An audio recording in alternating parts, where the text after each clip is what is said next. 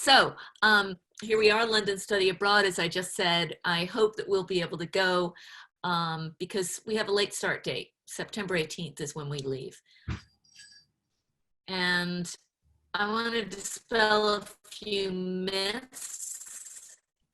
London is fun. There are some people out there, I think, who think that London is a very serious place. And it can be serious, but it's also a very, very old, like well over 1,000 years old, a very exciting and fun city. So you can do lots. There's all sorts of bands and live shows. This is Hackney, which is in the east of London, which has become super trendy over the last few years. And then there's lots and lots of galleries and museums. And I think the exciting thing for me about London is that because of how old it is, there's a lot of old buildings that they've repurposed in a really clever way. And so this building that we're looking at, the Tate Modern in central London, is in fact, or was in fact, a 19th century power plant. And they've turned it into this completely amazing space. But if you're wondering how could it be that big, you have to imagine it having been a power plant, right? Plenty of nightclubs to go to, throw back a pint at over 2,000 bars or pubs. Not encouraging that, but if you're 18, you can go and get a pint. One of the things that we did in Madrid that was really fun was people wanted to go see soccer, also known as football. And so here, there's plenty of places for us to go see football if that interests you. And it was fun to see how the students bonded over certain events. And I hope that we will get to do that.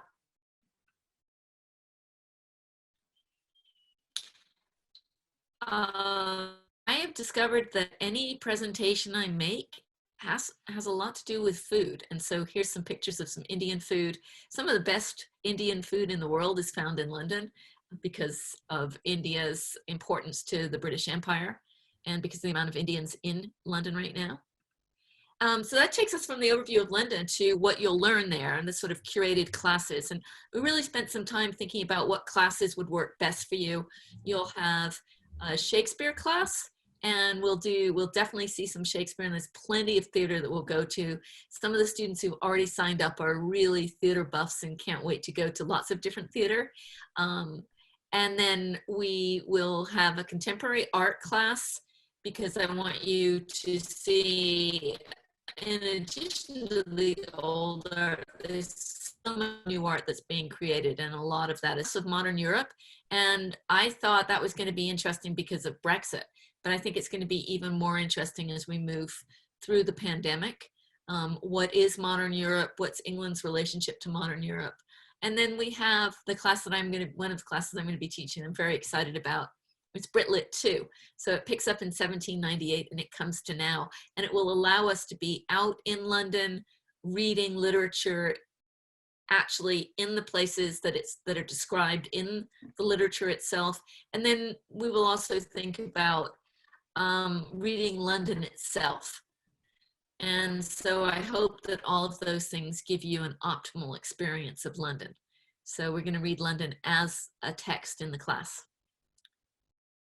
So I'm pausing here because I had an unstable connection, but I hope that one of the things that we'll do as we move out and through the city is get to really understand the city. It's one of my favorite rooms. This is sort of a mini room within that giant building that we looked at with Mark Rothko. Visit Stonehenge. We're not actually going to visit Stonehenge, but you can visit Stonehenge. It's really a pretty amazing place to be, to go to. There is something, at least for me, when you stand by those stones that you can feel. But one of the things that we will be doing, it's an optional part of the trip if you want, is to go to Edinburgh, which is home of one of the world's largest performing arts festivals. By the time we get there, it'll be over, but it's still a very exciting city. And I wanted you to be able to see Scotland. The Great Britain is Wales and Ireland and Scotland and England. And I think that divide between the countries is important to keep in mind. One of the things that we will all do is go, oops, so sorry about that. We'll go to Oxford. City College is about 100 years old. We'll we'll go to Oxford and see something very, very old. And while we're there, we're going to go and see a palace, Blenheim Palace, which was given as a gift for fighting a war very well if you were a general.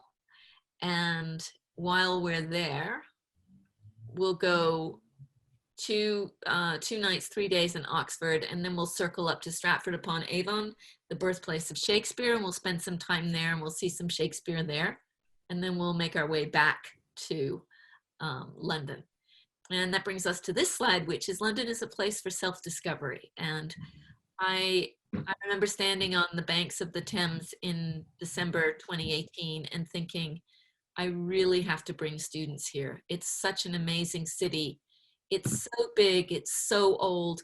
On the one hand, it's familiar because we have a similar language, and on the other hand, it's utterly different. And I think in that kind of a space, you can learn a lot about yourself. And that is my great hope for anyone that joins the program. Here are some of the details, and you can find these on the SBCC Study Abroad website. This goes through the price and so on. We do have, because of the virus, we do have new change deadlines. So you can get a refund on your $450 application fee to June 17th, I believe. And those details are also on the Study Abroad website, but we've pushed everything back so that people can decide to join and not feel as though they're going to lose their money. And we hope that as the months go forward, we'll have a clearer vision of whether or not we get to go. All right, and at that, I'm going to hand it over to Ivena, and she will be able to lead us. And then if you could just allow me to be able to share my screen. There you go. All right, so that is. All right, and let me know once you are able to see my screen. Here we go. Okay. Yeah, all right. So yeah, my name is Ivena, and I am the scholarship coordinator in the financial aid office. Currently, of course, working from home, but if and when we get to go back to campus, you can find me in the financial aid office in the student services building. I have created this little PDF for the different financial aid options that you have to help support you in covering the cost for your study abroad program. So I will share this with Melanie, and she can email it to you, or you can feel free to send me an email. My email is right here at the top, and I can forward it to you if you like. So the first thing I want to go over are scholarships that Santa Barbara City College offers. It is currently open for study abroad for the fall semester, and you want to make sure to submit your application by May 1st. If you haven't already done so. And then students are going to be notified within about a week or two if they are selected for a scholarship or not. You will be matched to all of the scholarships for study abroad that you qualify for based on your application and the program length of the program. And then you could receive anywhere from $300 to $2,500. Let's say that Yvonne and Shay are the only two that apply, and we have 4 scholarships to give out, and you both qualify for all of them, then we'll split them between the 2 of you, so you can get more than one. The next 2 things that I want to talk about are federal aid and state aid. So a lot of you have heard about the FAFSA. This is the federal aid that includes the Pell Grant and loans specifically. And because you're going to be studying abroad in fall 2020, you want to make sure to complete the 2020-2021 FAFSA application. Do it now. It takes about 5 to 7 days for us to get your application, and then we process it. And sometimes file verification is needed. So file verification basically means that we need to complete or verify your FAFSA. FAFSA will ask you for certain documents. And the sooner that you can get those to us, the sooner we can get through processing your file and seeing what you're eligible for. Now, because you're going to be taking classes through City College, you will be awarded any aid that you receive, that you would receive here, you would be able to get it while you're abroad. So if you qualify for Pell Grant, you'll get your Pell Grant disbursement for the fall semester. Cal Grant is for students who are who graduated from a California high school, and there's about a 4-year limit or eligibility range. So if you have specific questions for that, you can feel free to send me an email and I can kind of go over that with you. And then the CCPG, which I'll go over in a little bit, that's the fee waiver, which covers the enrollment fees. If you qualify for it through the FAFSA application, it'll automatically pop up on your account. And then you may also be offered loans through the FAFSA. So everything above the loans is money that you do not have to pay back, but the loans is money that you will have to pay back with interest. So if you do not need the loans, we don't recommend that students take them out. Okay, so that's the FAFSA. The next thing I want to go over is the California DREAM Act. The DREAM Act application is for undocumented students or AB 540 students. So if you're a US citizen, a permanent resident, or a qualifying non-resident, such as a refugee or asylee, then you'll do the FAFSA. But if you're undocumented, then you'll do the California DREAM Act. And the DREAM Act kind of mirrors the FAFSA, but it's only state aid. So only the Cal Grant and the CCPG would be what you would be eligible for.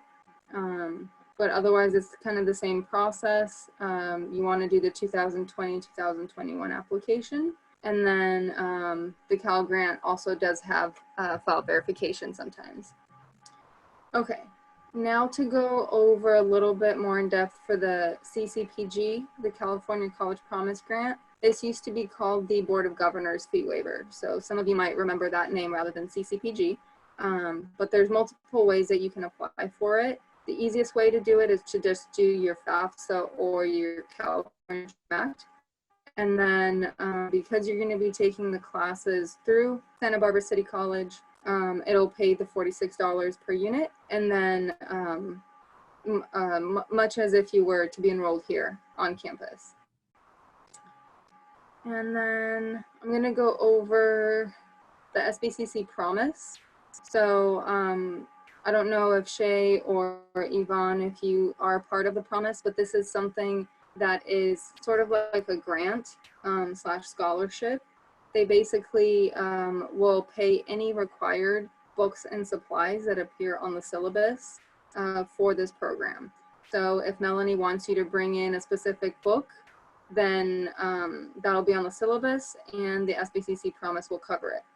The way to qualify for it, the main criteria is that you must have graduated from an in-district or in Santa Barbara City College District high school.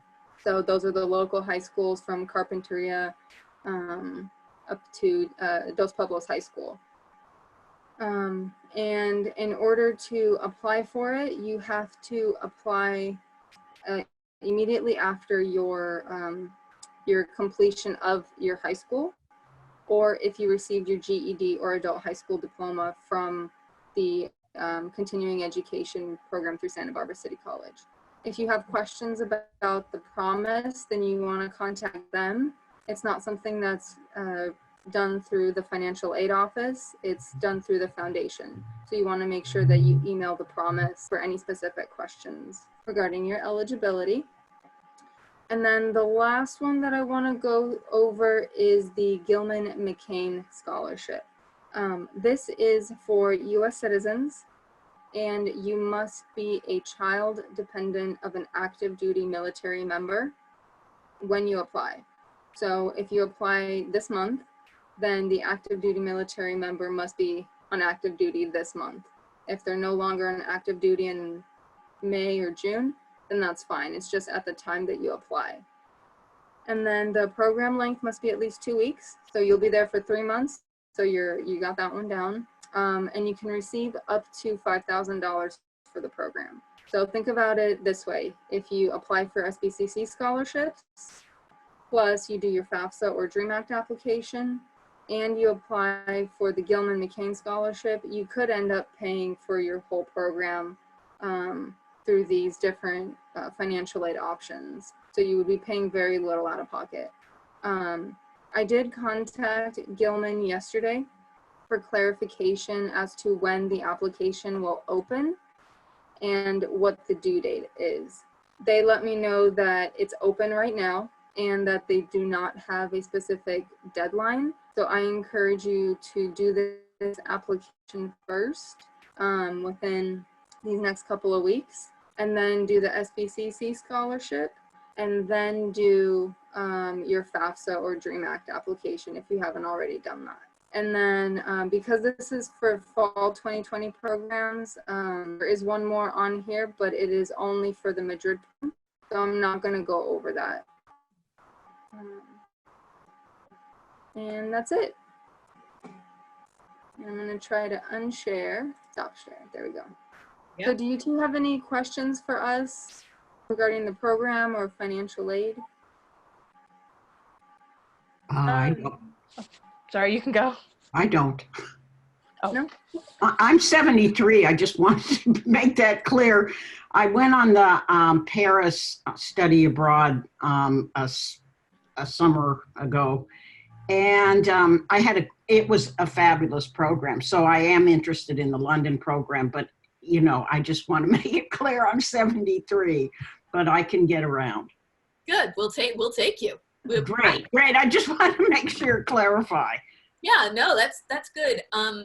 I think it's a more interesting trip with the wider group of people that we have. It makes it more interesting. So we would love to have it. Yeah. Great. Yeah, very happy. Really quick, the optional group flight, I know that that was mentioned kind of quickly last meeting, and I was just wondering if I can't think. If the program still goes on, my family wanted to, because some of my uncles studied abroad in Europe when they were my age, and they wanted to come and visit me at the end of the program. Yeah. And so I was wondering, is there a way for the optional group flight, like if I did the optional group flight on my way there, but then I didn't do it on the way back? I will find out. I'm going to write that down, Shay, and get back to you about that. I'm going to send you an email to Nicole. I think we did that. If I can find a pen. I did that for the Paris trip. I did stay in, I went over to Nice after the program ended, and then I came back on a different flight than the group flight, but I did take the group flight over to Paris. Yeah. Oh, sorry. Go ahead. Oh, I was just going to wonder if you liked the group flight. I don't really know what it means. The group flight is great. It was everything was taken care of. It was much less confusing. And when we got to Charles de Gaulle Airport, I mean, we won't be in Charles de Gaulle, but that's the most confusing airport I've ever been in. But we were walked through the whole thing, and it just went very smoothly. So I can't speak highly enough about the group flight. Yeah, you get to meet people, the new people. You get to sit with people. We do all get off. We all go through customs together. In Madrid, they picked us up in a bus and they took you directly to your apartments. So I'm not quite sure what we would be doing in London, but it was very easy. Some of the students who chose not to do that sort of straggled in at different times on different days. And I think that those students that met up, maybe Yvonne, you had this experience too, the students who took the flight already had begun to bond with each other. Exactly, yeah. Well, I mean, like we were bonding at LAX, you know. Exactly, right, yeah, us too. Yeah, same, yeah. Okay, cool. I would love to do that because I think I've only been on like 3 flights in my whole life.